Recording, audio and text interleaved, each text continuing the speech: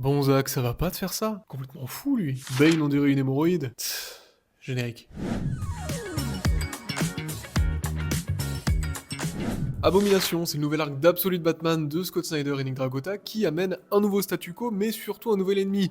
L'hémorroïde Bane. Alors qu'est-ce que c'est et est-ce que c'est bien? C'est ce qu'on va voir ici dans cette review et analyse des épisodes 9 et 10 d'Absolute Batman, avec spoiler. Bon, le pitch est simple, après que Waylon alias Killer Croc ait disparu, Batman défonce tous les marronniers et Falcon restant à Gotham, allant jusqu'à faire saturer les hôpitaux. Et...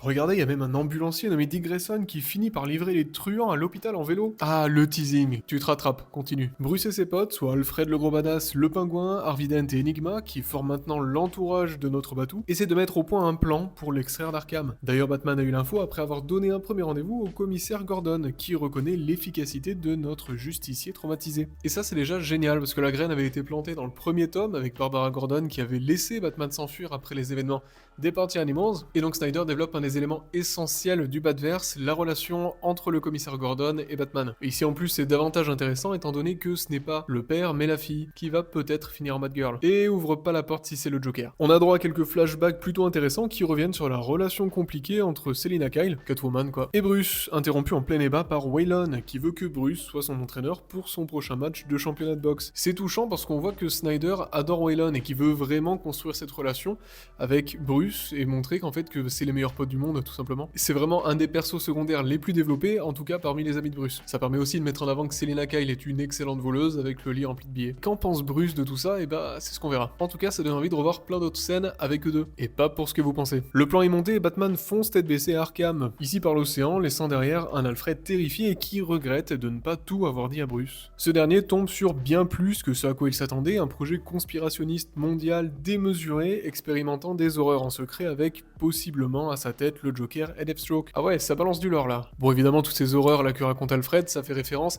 à la planche de fin du premier tome paru chez Urban, donc d'Absolute Batman numéro 7 il me semble, où on voit le Joker qui est recouvert de fœtus mutants pour sûrement rajeunir Brian Johnson si ça tourne mal quoi. Batman finit par tomber sur Bane qu'on avait déjà entreaperçu à l'épilogue alors qu'il intervient secrètement dans les conflits mondiaux pour faire perdurer la guerre au profit de ses employeurs, mais là bah sous Venom, pas l'anti-héros de Marvel hein.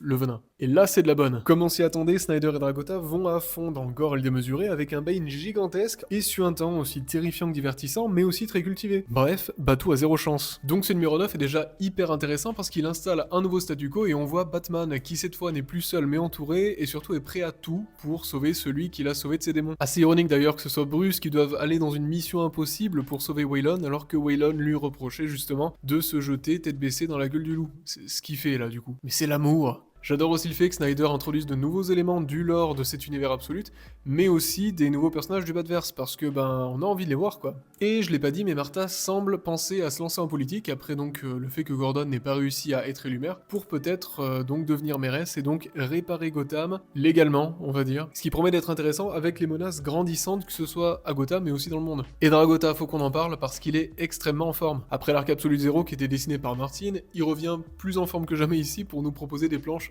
terrible et terrifiante, avec son découpage vraiment fragmenté que moi j'aime beaucoup et qui permet de montrer une brutalité et une horreur vraiment efficaces. Donc déjà cet épisode régale, mais vous n'êtes pas prêts pour le 10, on en parle tout de suite. Bruce se réveille nu dans une cellule sous l'œil observateur de Dr Arkham, après une opération qui lui a retiré toute arme cachée dans son corps. Et il y en avait pas mal. Il est malade lui là? Eh ben pas toute en fait, parce que Bruce sort une aiguille de son palais et parvient à s'évader de sa cellule. Dans une case qui vous le verrez va devenir un running gag assez étonnant dans un récit d'horreur affreux. On découvre donc le vrai Arkham, un laboratoire obscur qui semble infini dans lequel se mêlent enfer et fantasy scientifique.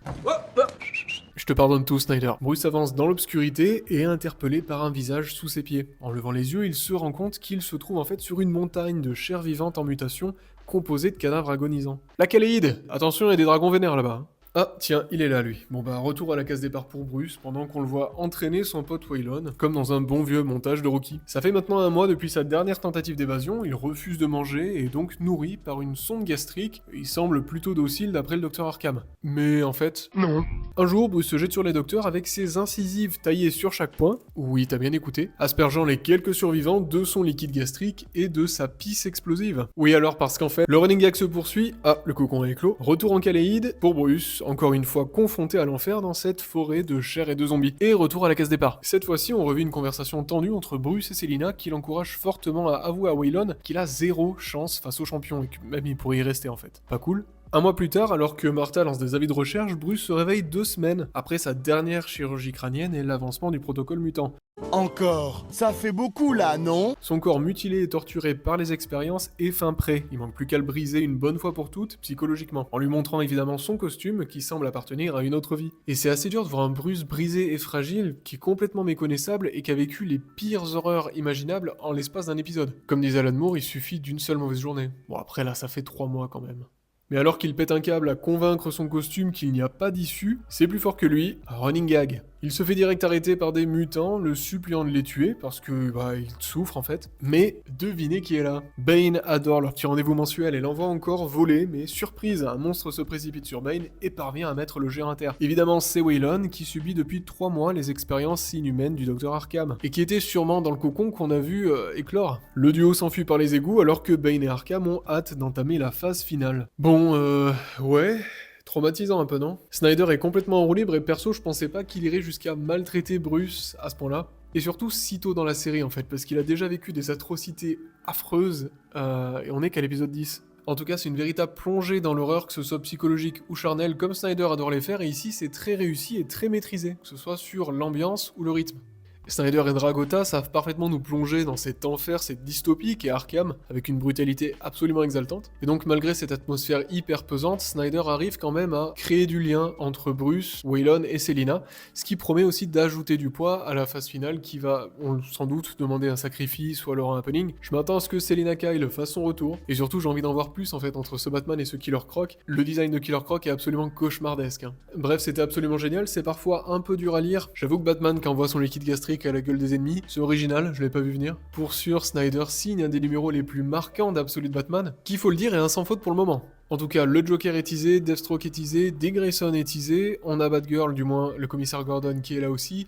Ça commence à faire beaucoup de personnages dans la partie, j'ai très hâte de voir comment Snyder va faire marcher tout ça. Parce qu'on le sait, Snyder a de très bonnes idées, mais dans l'exécution, parfois ça manque un peu de maîtrise. Pour le moment, c'est très bien, j'espère que ça va durer, parce que là, il y a un excellent terrain de jeu. Je trouve que Snyder a vraiment le bac à sable parfait pour raconter une histoire absolument brillante, et peut-être une des meilleures surprises Batman de la décennie. Bref, dites-moi ce que vous avez pensé de ces 2 épisodes-là. L'iPad n'a plus de batterie, moi non plus. Bref, on parle de la phase finale très prochainement dès que ça sort, j'ai très hâte de lire ça en VO. Merci encore d'avoir regardé cette vidéo, à très bientôt et bonne lecture.